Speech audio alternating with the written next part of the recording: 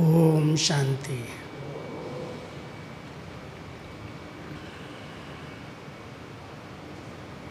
आज सवेरे सवेरे हम सभी ने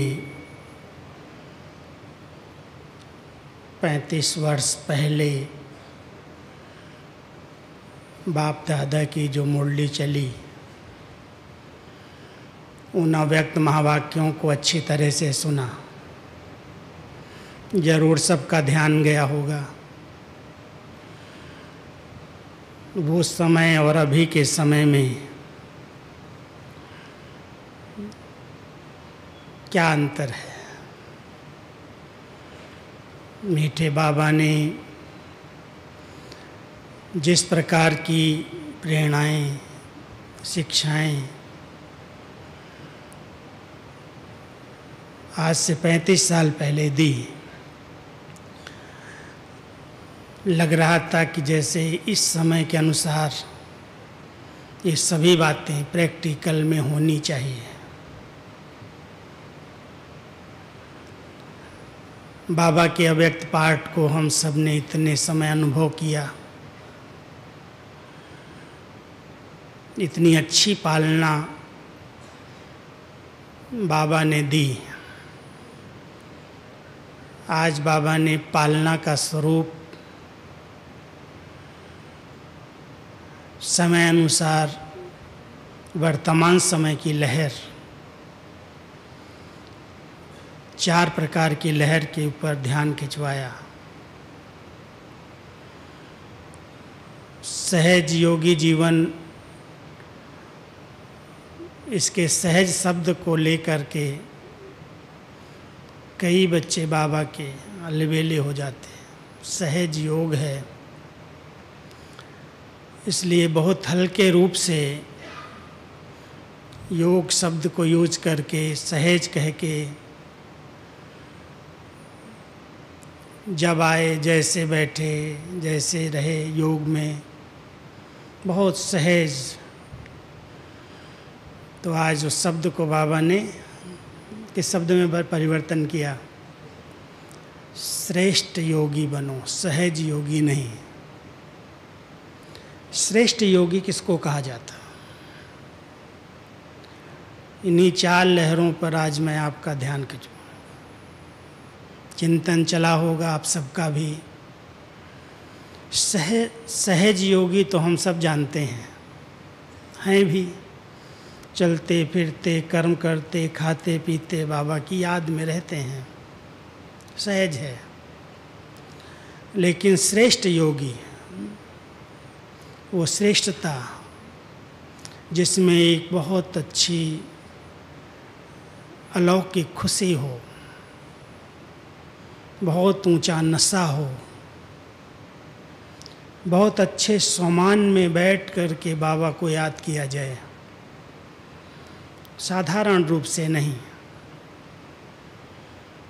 ऐसे लगे जैसे ये तपस्या के अंदर योगी लोग बैठे हुए हैं, तपस्वी आसन पर बैठते हैं।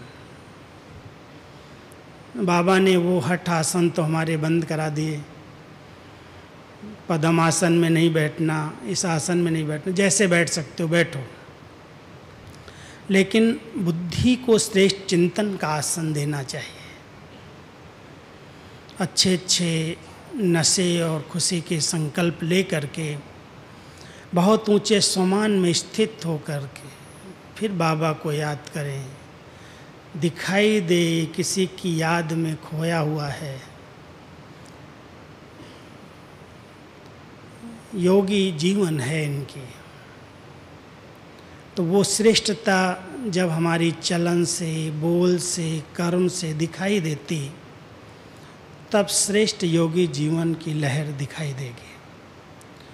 तो वर्तमान समय के अनुसार हम सब बाबा के बच्चे एक श्रेष्ठ योगी हैं।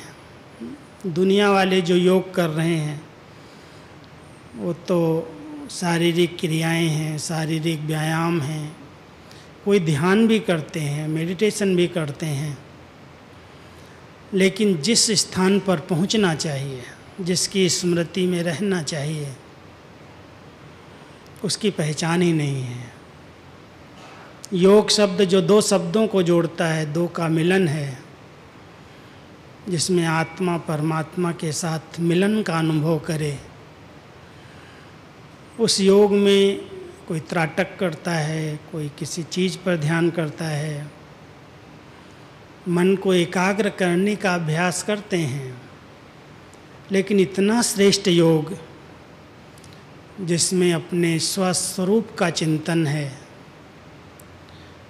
और स्वस्वरूप के चिंतन के साथ साथ बाबा जो है, जैसा है, उनके स्वरूप को पहचान के साथ, अनुभव के साथ मिलन है। ये श्रेष्ठता हमारे योग की है, जो राजयोग बाबा ने हम सबको सिखाया है और रोज़ अभ्यास करते हैं। इसमें जब आत्मा इस शरीर से डिटैच होती है, न्यारेपन का अनुभव करती है। योग की संपूर्ण स्टेज क्या है? देह और देही का, शरीर और आत्मा का अलग अनुभव होना। पहले चिंतन है, ऐसे नहीं हम चिंतन शून्य करके बैठते हैं, लेकिन चिंतन करते हैं कि मैं एक शुद्ध श्रेष्ठ आत्मा हूँ, पवित्र आत्मा हूँ, इस भ्रकुटी आसन पर विराजमान हूँ।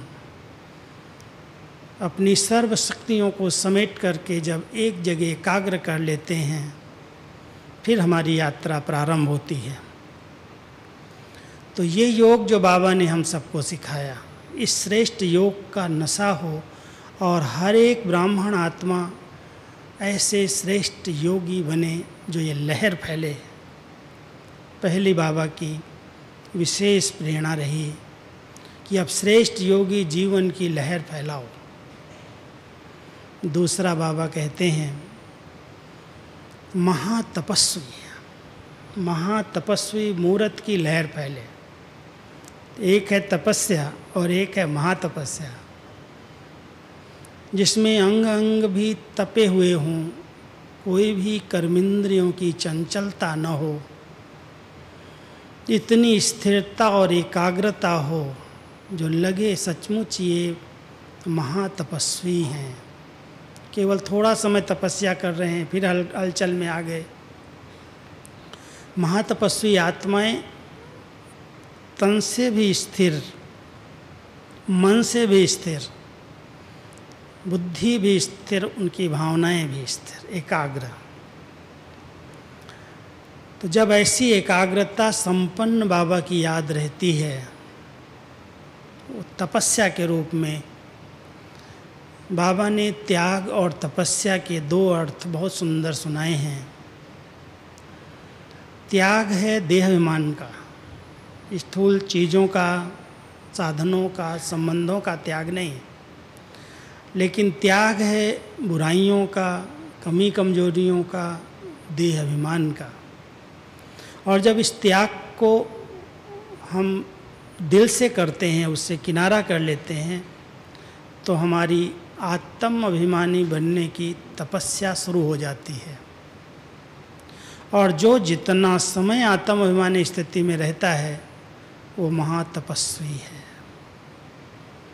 इसलिए हम सबको इस बात का ध्यान देना है, क्योंकि बाबा ने आगे अंडरलाइन एक शब्द किया है, अभी तक भी वो चेंज नहीं हुआ है, 35 साल हो गए हैं, जिसमें बाबा ने कहा अभी तक भी लोग भेंट करते हैं, ये भी ऐसे हैं, ये भी ऐसे हैं, ये संस्था भी ये अच्छा ज्ञान देती, ये भी अच्छा देते हैं, ये अलग हैं, ये कुछ नया ढंग से और नया ज्ञान दे रहे हैं, नई जीवन बन रही है, नई दुनिया बन रही है। इससे बाबा सोचते हैं ये भेंट करना ये बंद कर दें।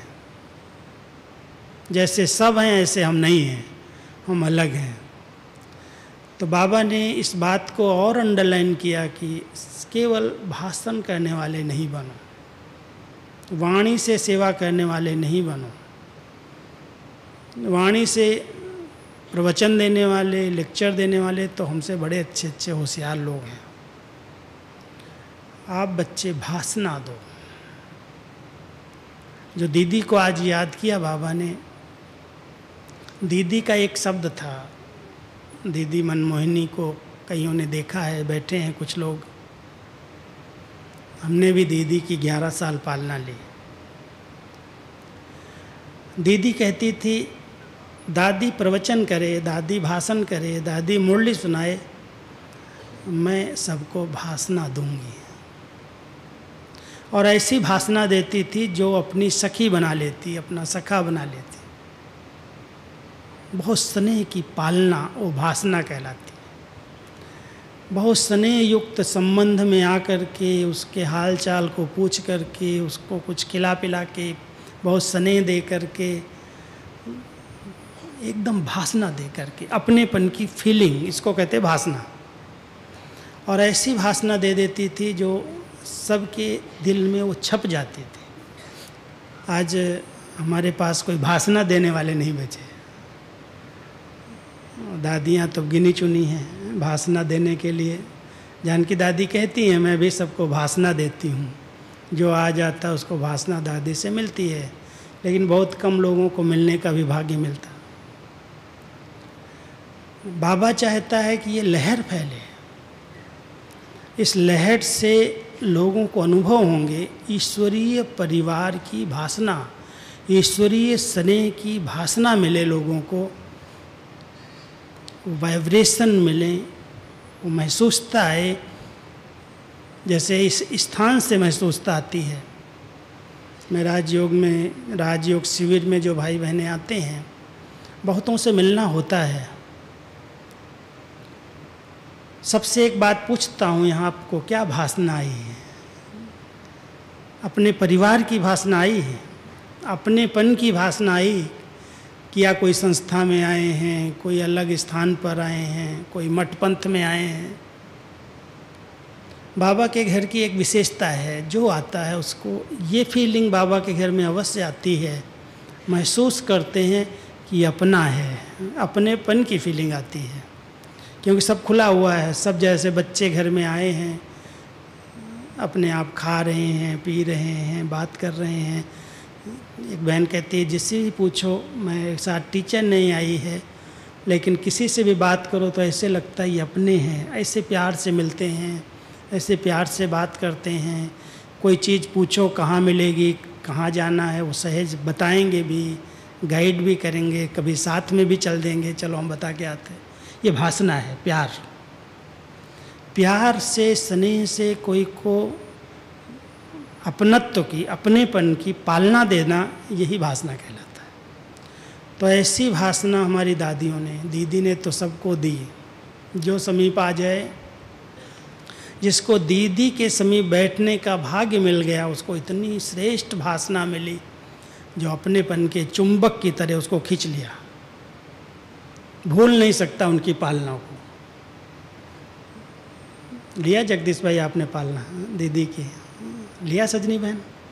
हैं 3-4 लोग बैठे हैं, रवि भाई बैठे हैं। हम सब थे उस समय, अनुभव करते थे, क्योंकि मेरा तो रोज़ भी दीदी से मिलना होता था। दीदी मुरली के प्रश्न उत्तर लिखती थी, क्लास में कहती थी। मुरली दादी ने जब पूरी किया तो क्लास के बीच में ही ऐसे अपनी गद्दी घुमा लेती थी, बैठ जाती थी और सबसे प्रश्न करती थी कि अभी हम सब बैडमिंटन खेलेंगे। मैं प्रश्न पूछूंगी, जो उत्तर देगा उसको डबल टोली मिलेगी, और जो ठीक उत्तर नहीं देगा उसकी टोली बंद। मुरली के बाद टोली मिलती थी ना।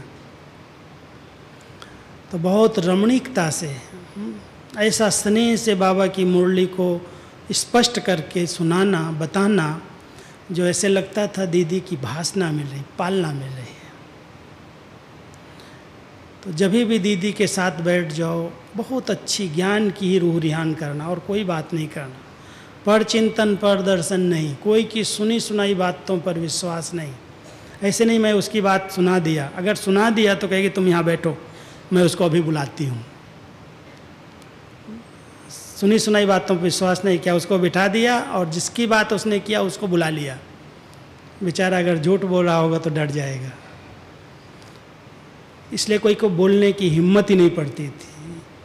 कोई क्लास में ना आए, योग में ना आए, मुरली में ना आए, और दीदी की नज़र अगर पड़ गई तो बस फिर पालना और भासना दोनों मिल जाती थी। बहुत प्यार से बुला करके पूछना, अच्छा तबीयत ठीक है, नाश्ता किया,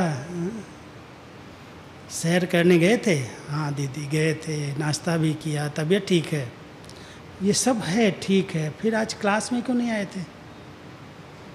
अब उसको क्या पता दीदी हमारे पे इतनी नज़र रखती है, एक एक पर इतनी नज़र थी कि अगर क्लास और योग में कोई नहीं आया तो ऐसा दूसरा दिन नहीं बीतता था, उसी दिन 9 बजे के अंदर अंदर ऑफिस में दीदी बैठी और सबको बुलाना शुरू कर दिया।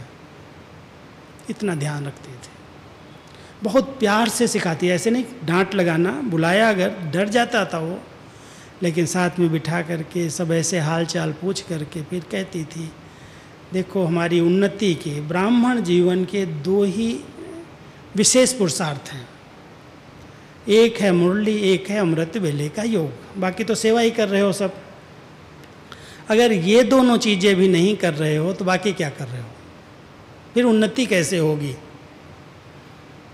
तो एक बड़ी रमणीक बात कभी कभी कह देती थी, देखना यहाँ भी कई हैं जो सफ़ेद ड्रेस में नौकर की तरह काम करते हैं, पैसा नहीं लेते, भोजन करते हैं, ड्रेस लेते हैं, कपड़े लेते हैं और सेवा करते हैं, अपनी उन्नति से कोई ख्याल नहीं, अपनी उन्नति के लिए कोई पुरुषार्थ नहीं। तो कौन है वो? सफ़ेद ड्रेस वाले नौकर।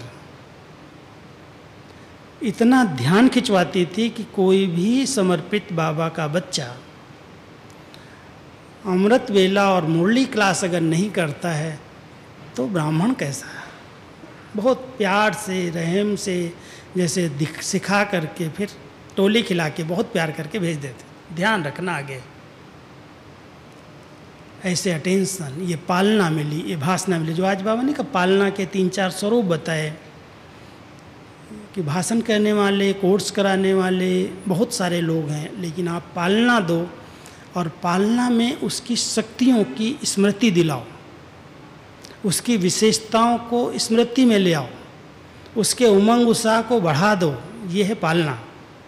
जो आपके समीप संबंध में आए, सिर्फ खिलाना पिलाना पालना नहीं है, लेकिन उसकी जो आंतरिक शक्तियाँ हैं, जो उसकी विशेषताएं छिपी हुई हैं, उसको बढ़ा देना, उसको इमर्ज कर देना, उसको स्मृति में दिला देना कि देखो आप इतने महान हो, इतने श्रेष्ठ हो, क्या से क्या कर सकते हो। हमारे दादा थे, एक विश्व रतन दादा के साथ एक आनंद किशोर दादा थे। आनंद किशोर दादा कभी कभी बैठ जाते थे, ये करो, ये नया होना चाहिए, ये नया होना चाहिए। जैसे दीदी के लिए आज बाबा बोल रहे थे ना कि दीदी को आता है, क्या नया किया, और नया करो, और नया करो, और नया करो। ऐसे दादा आनंद किशोर जब कभी हम लोगों के साथ बैठ जाते थे, तुम लोग जवान जवान लड़के इकट्ठे हुए हो, ये नया करो, ये नया करो, ये नया करो। रोज़ कुछ न कुछ बोलता था, ऐसा होना चाहिए, ऐसा होना चाहिए, ये करना चाहिए। रोज़ नई सेवा की प्लानिंग चलती, अंदर अंदर विचार चलते, ऐसे भगवान, गीता के भगवान को ऐसे सिद्ध करना है, ऐसे ये करना है, ऐसे ये पॉइंट्स निकालना। तो एक उमंग उत्साह दिला देना, एक उनकी विशेषताओं की स्मृति इमर्ज हो जाए, शक्तियाँ इमर्ज हो जाएं, ऐसी पालना दो।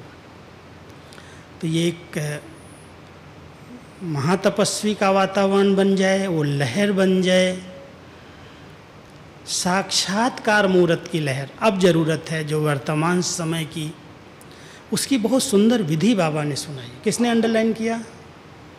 साक्षात्कार मूर्त बनने की विधि। मैं आपको सुनाता हूँ, मेरा ध्यान जो गया मुरली पर।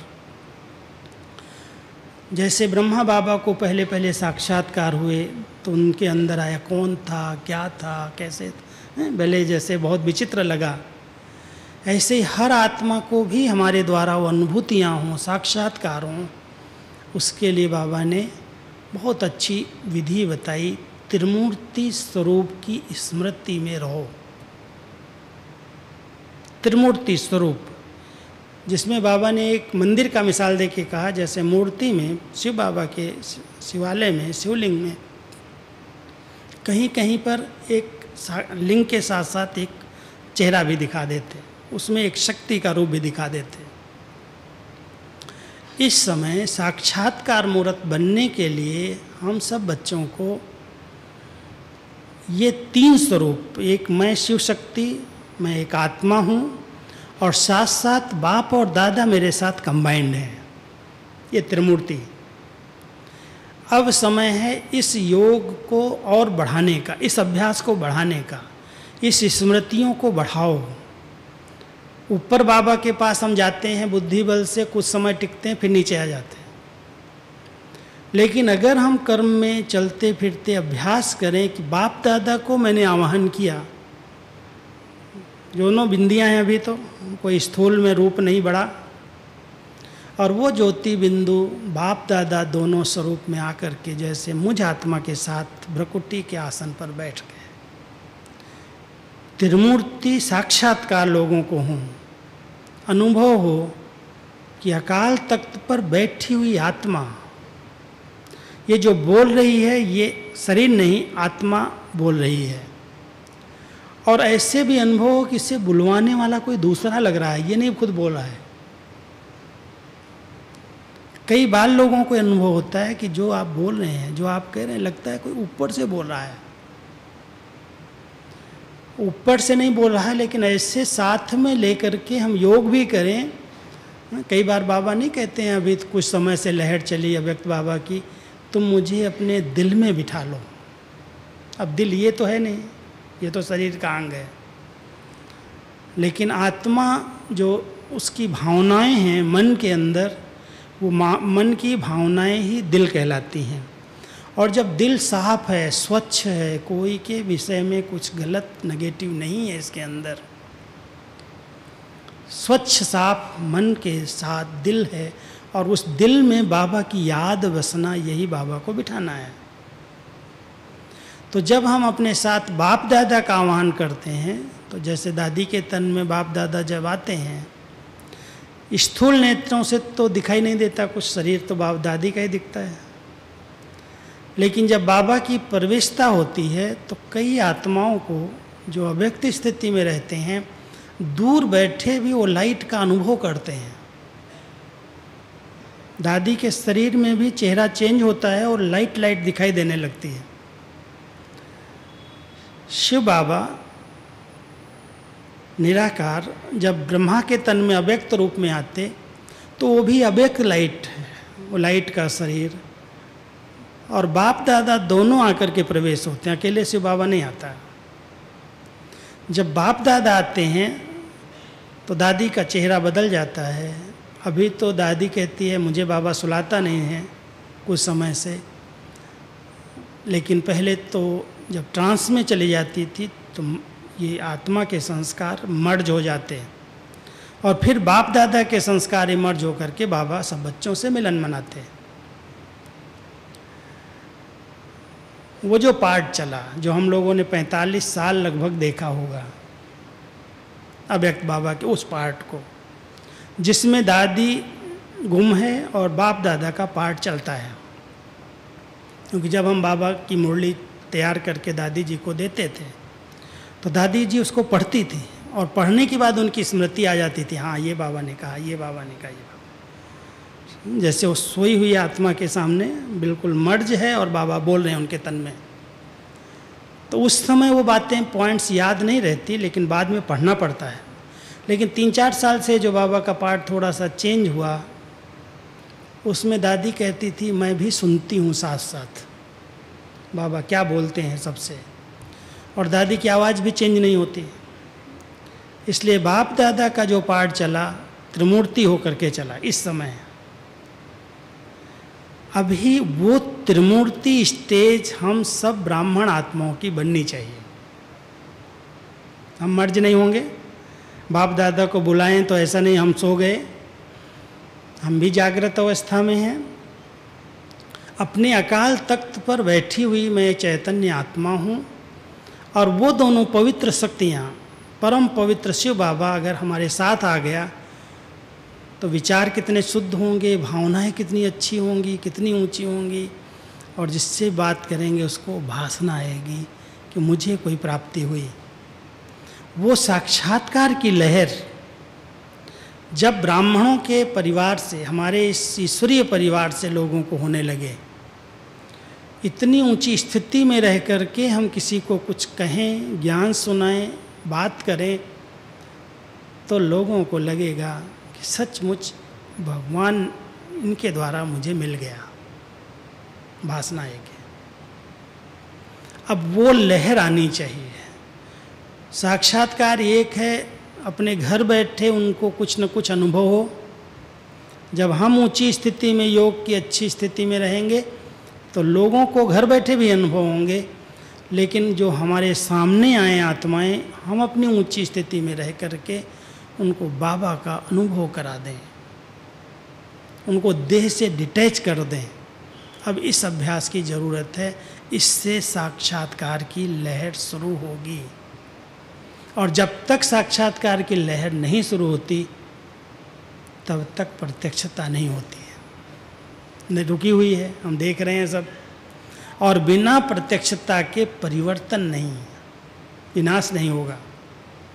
इसलिए परमात्मा बाबा हम सबको कह रहे हैं, बच्चे ये समय अभी इस लहर का है, इस लहर में आ जाओ, त्रिमूर्ति स्वरूप में रहने का अभ्यास करो और त्रिमूर्ति बन करके अपनी दृष्टि से, अपने बोल से, अपनी स्थिति से अकाल तख्त पर बैठ करके वाइब्रेशन दो, साक्षात्कार लोगों को हो जाए। इस सेवा की अभी बहुत बहुत ज़रूरत है। और चौथी लहर जो बताई वो है रूहानियत की लहर, क्योंकि कई स्थानों पर अभी भी लौकिकता है, लौकिक वातावरण है, साधारणता है, हंसना, बहलना, बातें करना, बहुत मुख का, कन का रस आत्माओं को आकर्षित करता है। कन रस, मुख रस, मन रस, सब रस आकर्षित कर रहे हैं, इसलिए एक रस वातावरण नहीं बन पाता। यदि सभी स्थानों पर बाबा के बच्चे इस लक्ष्य की ओर आगे बढ़ें, ये लहर हो कि मुझे खुद भी रूहानियत में रहना है। रूहानियत में रहना माना हमारी नीयत के अंदर ही ये है कि मैं आत्मा, ये आत्मा है, मैं आत्मा आत्मा से बात कर रही हूँ, जिसमें कोई भी जोर की आवाज़ न हो, हंसी मजाक न हो, बाह्यमुखता न हो, लौकिकता न हो, व्यक्त और व्यर्थ बातों की चर्चा न हो। उस वायुमंडल को कहते हैं रूहानियत से संपन्न वायुमंडल। और अगर ऐसा सभी स्थानों पर बने, मधुबन में भी और हमारे सभी सेंटर्स पर, हर एक लक्ष्य रखे, मुझे रूहानियत में रहकर वार्तालाप करनी है, कर्म और व्यवहार में आना है, कोई भी आवाज़ में आकर के कोई कार्य नहीं करना है। आप देखें, इससे बहुत सुंदर एक लहर बन जाएगी। बाबा कहते थे, कुछ समय पहले बाबा ने कहा है, एक दिन ये पांडव भवन, मधुबन के लिए कहा था, फरिश्तों की दुनिया बन जाएगी, ये किला बन जाएगा। हम सभी भी जो इस स्थान पर निवास करते हैं, अगर इस रूहानियत को बढ़ाएं, अंतर्मुक्ता की गुफा में रहने का अभ्यास करें और हर आत्मा को अकाल तख्त पर विराजमान चमकती हुई मणि के रूप में देखें, तो ये जो वातावरण बनेगा, ये जो लहर बनेगी, इस लहर से सबको हमारे फरिश्ते स्वरूप का अनुभव होगा, लाइट स्वरूप का अनुभव होगा। लोग देह और देह की दुनिया को सहज भूल जाएंगे। जब तक हमें ही देह आकर्षित कर रही है, संबंध आकर्षित कर रहे हैं, कर्म इंद्रियों की आकर्षण हो रही है, तब तक रूहानियत की लहर वातावरण में नहीं फैलती। इसलिए बहुत अटेंशन दे करके आज जो बाबा ने हमारा ध्यान खिंचवाया है, हम सब इन चारों प्रकार की लहर को क्रिएट करें। नहीं है तो बढ़ाएं, और बढ़ा करके अपने इस स्थान को, अपने इस शांतिवन को ऐसा सुंदर स्थान बनाएं जो आने वाली आत्माएं यहाँ पर अनुभव करें, सचमुच हम तो एक फरिश्तों की नगरी में, अलौकिक दुनिया में आ गए हैं। अनुभव करते हैं, बहुत सारे लोग ऐसा अनुभव करके जाते हैं।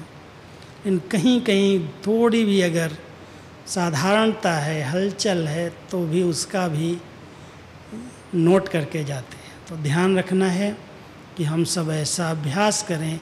और जो बाबा ने लास्ट में कहा है कि बहुत रमणीकता से, भिन्न भिन्न रूप से योग अभ्यास करके मन दुरुस्त स्थिति का अनुभव करो।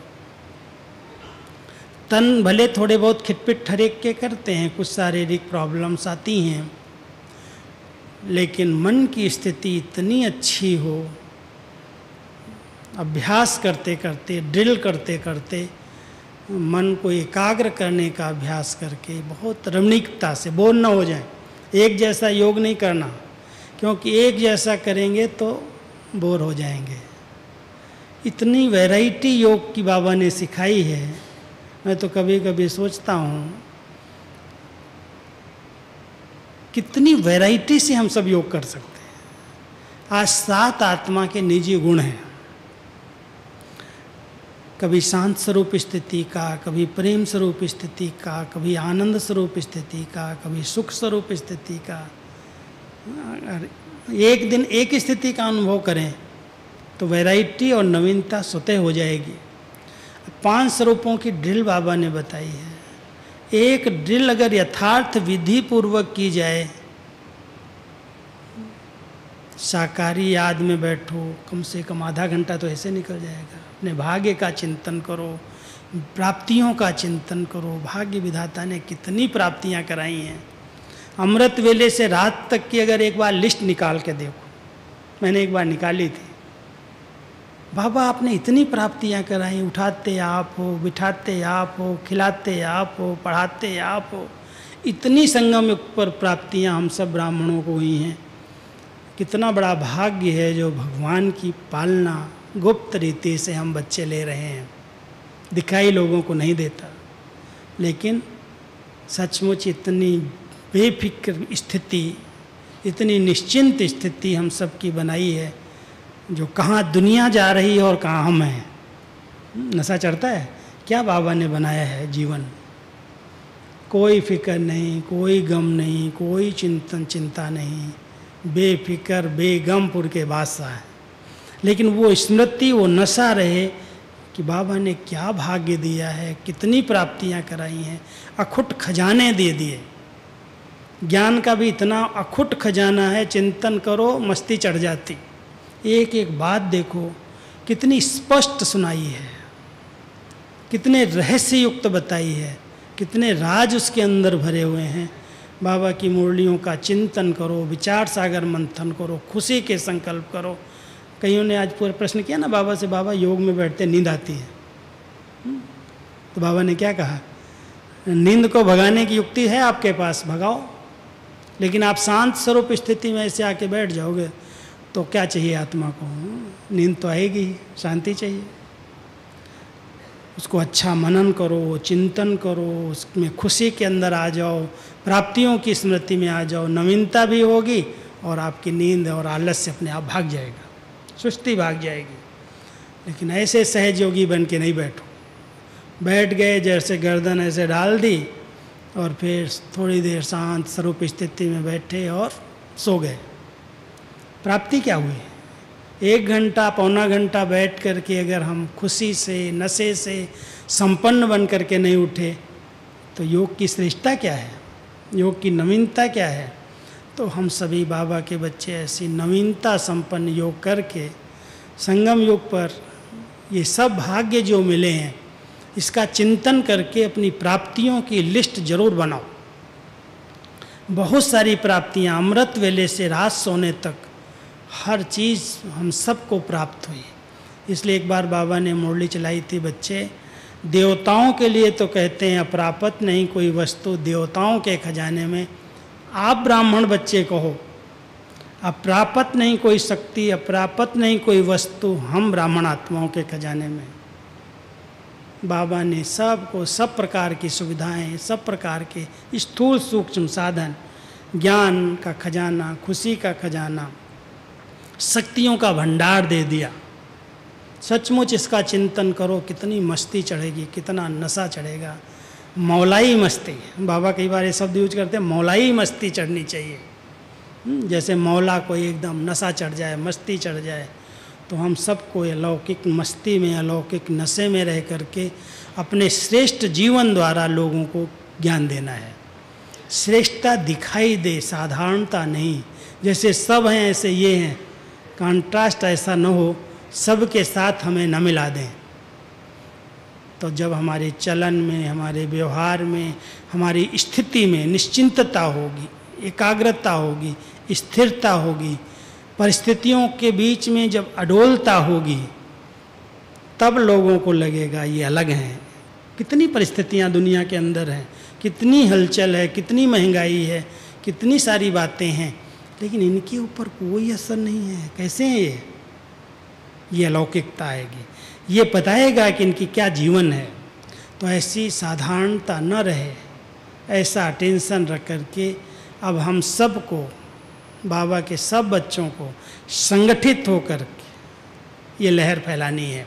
इसके लिए कुछ अटेंशन दो, चार्ट बनाओ, पहरा रखो अपने ऊपर, ताकि ऐसी लहर बने जो हम सब एक लहर में लहराएं, अलग अलग ग्रुप नहीं, एक लहर में इतने बड़े संगठन में आ जाएं कि श्रेष्ठ योगी हैं, ये महातपस्वी हैं, ये रूहानियत से संपन्न हैं, और ये साक्षात्कार करने और कराने वाली आत्माएं हैं।